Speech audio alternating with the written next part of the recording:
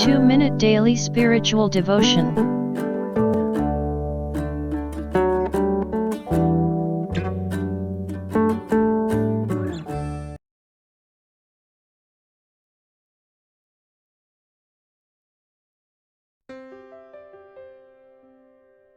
Never, ever, give up hope. But if anyone suffers as a Christian, he is not to be ashamed, but is to glorify God in this name. 1 Peter 4:16. Reflection. In what ways have I experienced suffering as a Christian, and how has it turned out to be a blessing? During this time of crisis, what have I done, or still plan to do, to share my faith with others? How will I encourage someone who is considering to give up all hope in life? Action point. When we speak up about our faith, it is unavoidable that others may mock, shame, or criticize us for believing what we believe.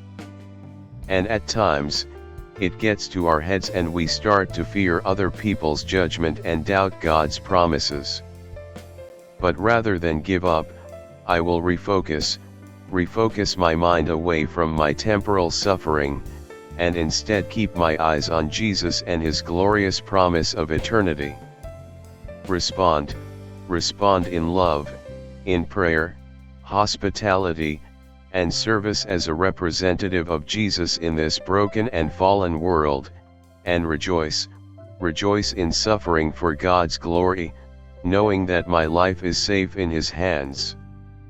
I will no longer be afraid to share my faith with others. If suffering comes, I now know that these are not to harm me but to help me. Not to punish me but to purify me. Not to damage me but to discipline me. Not to tear me down but to transform me. Not to break me up, but to lead me to a breakthrough. Not to crush me, but to make me Christ-like. Our relationship with God is like holding on to a strong rope. We can hold on, depend on Him, and never give up, because even when we can't see what's ahead, we know who's up above. My hope is not based on circumstances, but based on the risen Jesus Christ and the promise of eternal life.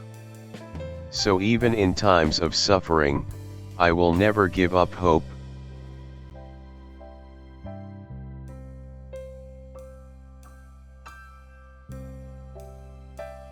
Two-minute daily spiritual devotion.